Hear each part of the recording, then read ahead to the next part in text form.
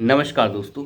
दिल्ली की तिहाड़ जेल के अंदर बंद उमर खालिद, जिसने ये नारे लगाए कि भारत तेरे टुकड़े होंगे इंशाअल्लाह इंशाअल्लाह।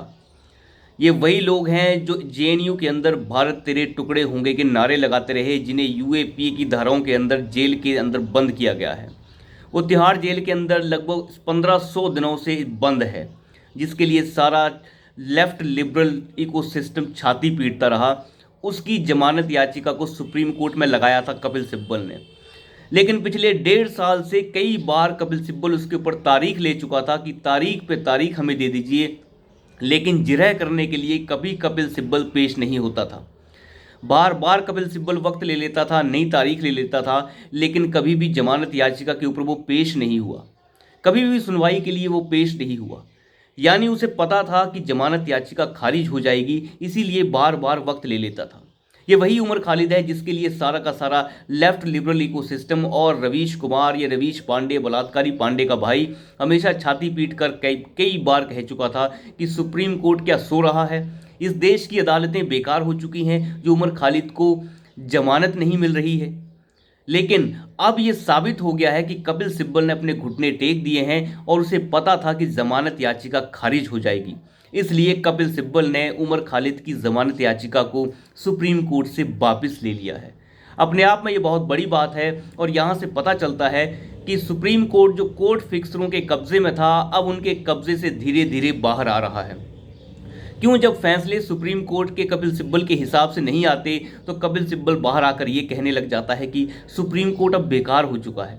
मैं कई सालों से सुप्रीम कोर्ट में जा रहा हूँ, लेकिन आज का सुप्रीम कोर्ट बदल चुका है। जब फैसले इनके हिसाब से आ जाते हैं और इनकी याचिकाएं इनके पसंदीदा जितने भी जज होते हैं उनके पास चली जाती हैं, तो ये बहुत खुश हो जाते हैं और सुप्रीम कोर्ट सही हो जाता है। लेकिन जब याचिकाएं इनके पसंदीदा जजों के पास नहीं जाती तो ये अनाप शनाप सुप्रीम कोर्ट को ही बोलने लग जाते हैं। अंदाज़ा लगा के देखिए, जिस इंसान की याचिका को पिछले 1.5 साल से रवीश कुमार और साथ ही साथ ये कपिल सिब्बल इतनी जोर शोर से उठा रहे थे, वो उसकी जमानत याचिका के दौरान कभी जिरह करने के लिए पेश ही नहीं होते थे।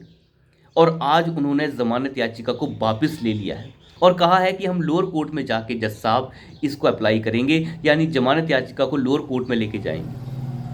ऐसा क्या हो गया जो सुप्रीम कोर्ट के अंदर कपिल सिब्बल बड़ी बड़े लोगों को, चाहे वो लालू यादव हो, हेमंत सोरेन हो, चाहे वो सज़ा याफ्ता अपराधी हों, मुख्तार अंसारी हो, जितने भी ऐसे लठैत और गुंडई लोग हों, उनको जमानत याचिका के लिए सुप्रीम कोर्ट में पेश होने वाला कपिल सिब्बल आज पेश नहीं हो रहा है।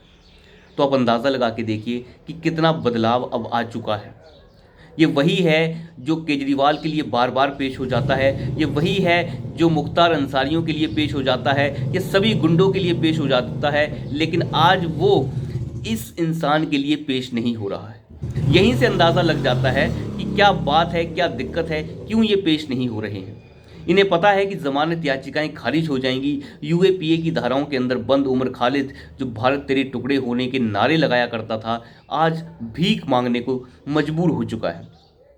लेकिन इन सभी को जमानत याचिका दिलवा देता था कपिल सिब्बल। चाहे वो तीस्ता सितलवाड़ हो, सुप्रीम कोर्ट की चाहे छुट्टी चल रही हो, गर्मियों की छुट्टी हो, सर्दियों की छुट्टी हो, छुट्टी के बीच में भी सुप्रीम कोर्ट रातों रात खुल जाता था और तीस्ता सितलवाड़ों को जमानत मिल जाया करती थी। लेकिन आज ये चीज़ें बदल चुकी हैं, क्योंकि सुप्रीम कोर्ट, हम कई बार कह चुके हैं कि सुप्रीम कोर्ट का जो लहजा होता है वो भी जनता के हिसाब से होता है। जनता का मूड क्या है उसी हिसाब से सुप्रीम कोर्ट भी बहुत सारी चीज़ों को देखता है। हालांकि सुप्रीम कोर्ट के अंदर इंटरनल डेमोक्रेसी नाम की तो कोई चीज़ है नहीं।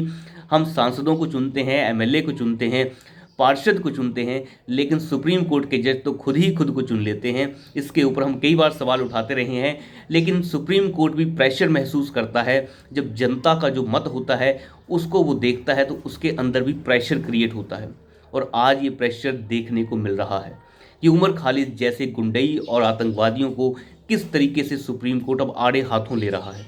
कई बार फटकार लगा चुका था सुप्रीम कोर्ट कपिल सिब्बल को कि आप जिरह के लिए पेश क्यों नहीं होते, लेकिन कभी भी कपिल सिब्बल जिरह के लिए पेश नहीं हुआ।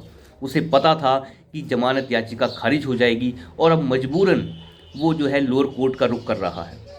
उसे पता था कि जो ज़मानत याचिका है मेरे पसंदीदा जजों के पास नहीं गई है, तो पूरा चांस है कि ज़मानत याचिका खारिज हो जाएगी और अच्छा होगा कि मैं इस ज़मानत याचिका को वापस ले लूँ।